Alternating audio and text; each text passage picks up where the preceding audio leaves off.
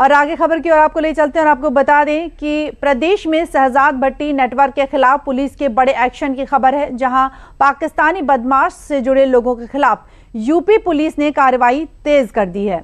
Police के मुताबिक social media के जरिए युवाओं को कथित तौर पर कट्टरपंथी की ओर धकेलने, धार्मिक और संवेदनशील स्थानों पर हमला करने और राजनीतिक नेताओं को निशाना बनाने की जो साजिश है, उसके आरोप में 12 मुकदमे दर्ज किए गए हैं। इस कार्रवाई में अब तक 52 लोगों को गिरफ्तार भी किया जा चुका है।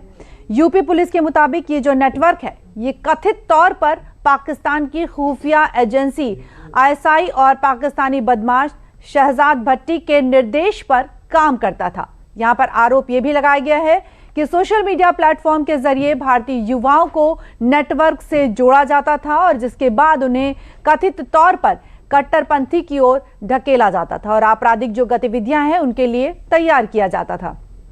पुलिस अब गिरफ्तार जो आरोपी हैं उनसे पूछताछ के जरिए पूरे नेटवर्क से जुड़े जो अन्य लोग हैं और उसकी जो गतिविधि है उसकी जानकारी जुटाने में जुटी हुई है।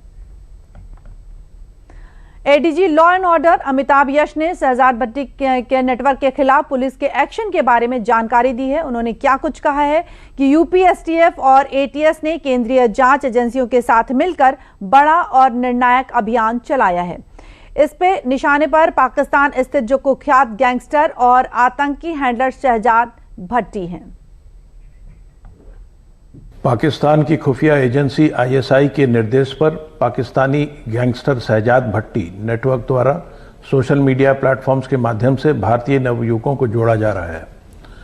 नेटवर्क में सक्रिय सदस्य के रूप में आबिद जट, हम्मान मेमन, हम्माद बरकाती, जावेद पाकिस्तानी, रजा भाई Pakistani, Ajmal Gujar, Rashid Bhatti, Rana Hunain, major Iqbal, major Hamid, major Anwar आदि के नाम प्रमुख हैं। उत्तर प्रदेश पुलिस एवं इसकी विशिष्ट इकाई ATS एवं STF द्वारा इस नेटवर्क के विरुद्ध स्वविकसित एवं महत्वपूर्ण केंद्रीय एजेंसियों से प्राप्त सूचनाओं को विकसित करते हुए लगातार प्रभावी कार्रवाई की जा रही है। विभिन्न तिथियों में प्रदेश में अब तक कुल 12 अभियोग पंजीकृत कराते हुए कुल 52 अभियुक्तों को गिरफ्तार कर विधिक कार्रवाई की गई। गिरफ्तार अभियुक्तों से पिस्टल, जिंदा कारतूस, चाकू, ज्वलनशील लिक्विड, आपत्तिजनक पोस्टर आदि भी बरामद किए गए।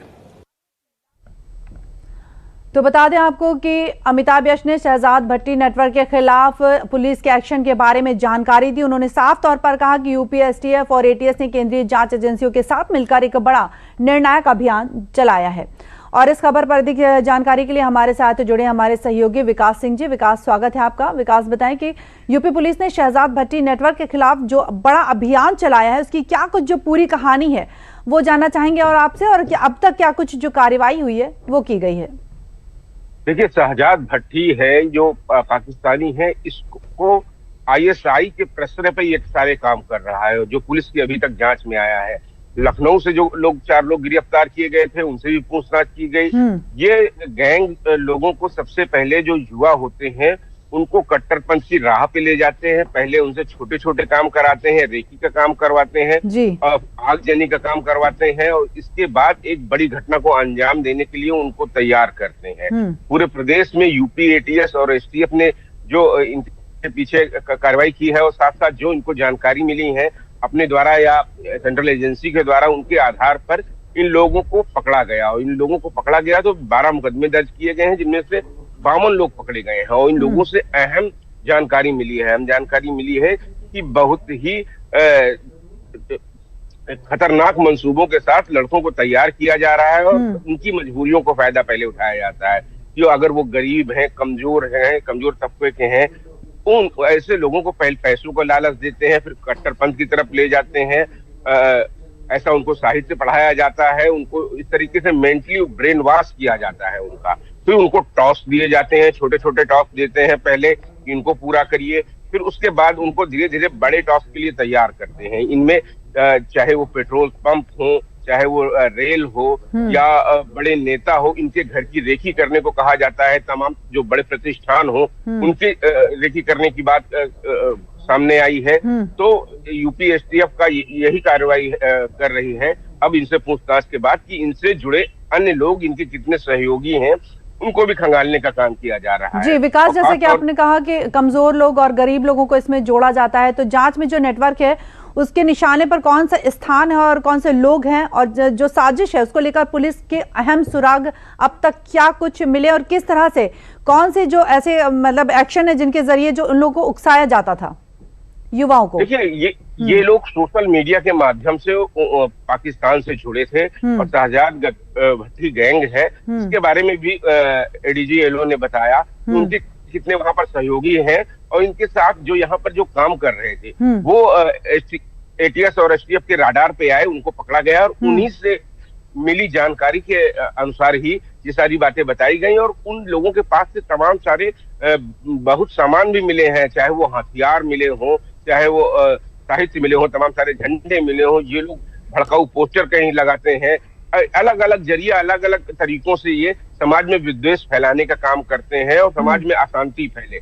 और इसके साथ साथ अभी इन लोगों का एक बड़ा टास्क भी था जिसको विफल किया गया था। ये एटीएस की जांच में पता चला था, जो लखनऊ से 4 लोग पकड़े गए थे, क्योंकि सबसे बड़ी बात वो रेलवे में एक बड़ा हादसा करने की भी कोशिश कर रहे थे। तो इस तरीके के कार्य ये करते हैं जिससे कि समाज में डर फैल जाए।